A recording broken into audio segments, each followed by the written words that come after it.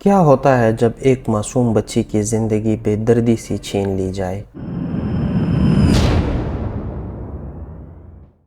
اور انصاف کے حصول کے لیے سالوں تک انتظار کرنا پڑے؟ یہ سوال پورے پاکستان میں گونج رہا تھا جب قصور کی ایک بچی زینب انصاری کا اغوا اور پھر قتل ایک خوفناک سانحہ بن گیا۔ زینب کا اغوا نہ صرف پاکستان بلکہ دنیا بھر میں بچوں کے تحفظ کے لیے آواز اٹھانے کا سبب بنا۔ اس کہانی میں ہم اس دل دہلا دینے والے واقعے کی حقیقت پر روشنی ڈالیں گے۔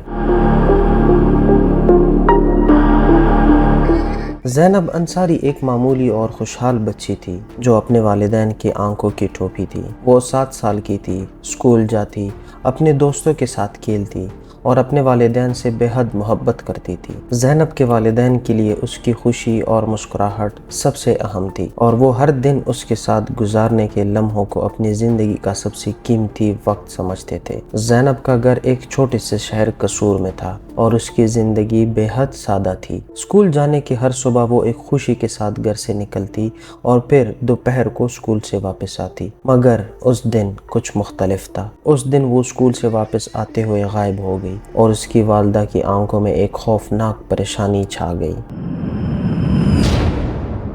یہ 4 جنوری 2018 کی سرد صبح تھی جب زینب انصاری اپنے اسکول سے گھر واپس آ رہی تھی اور جیسی ہی وہ مڑ کر اپنے گھر کے قریب پہنچی تو اچانک غائب ہو گئی۔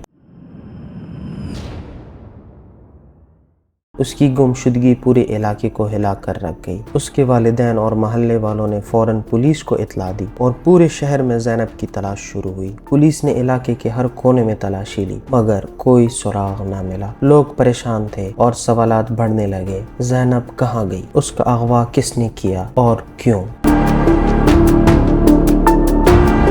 پولیس نے اس کیس کی تحقیقات شروع کی مگر ابتدائی طور پر انہیں کوئی قابل ذکر شواہد نہ ملے۔ دن گزرتے گئے اور لوگوں کی مایوسی بڑھنے لگی۔ ہر طرف صرف ایک ہی سوال تھا، زینب کہاں ہے؟ چند دنوں بعد پولیس کو ایک سراغ ملا جو کہ سب کچھ بدل دینے والا تھا۔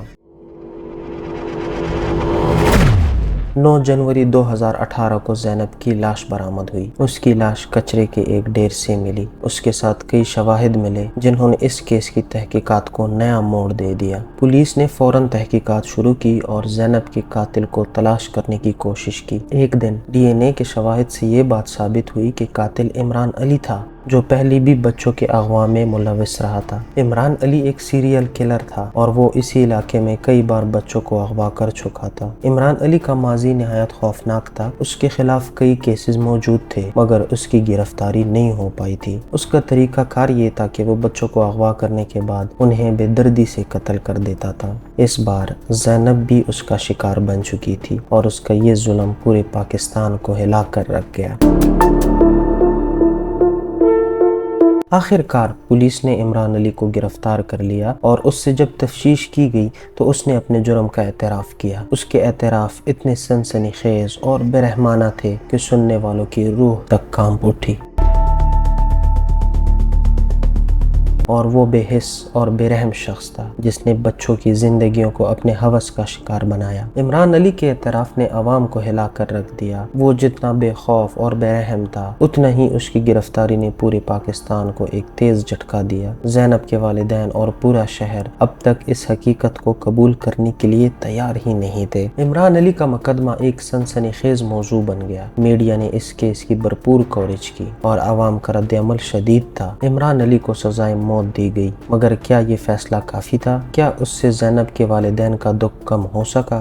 زینب کی والدہ کا کہنا تھا کہ ہمیں انصاف چاہیے تھا مگر ہماری بیٹی کا کیا؟ سزائے موت کا فیصلہ ایک بڑی بات تھی لیکن اس سے وہ خلا کبھی نہیں بھر سکا جو زینب کے موت نے پیدا کیا تھا۔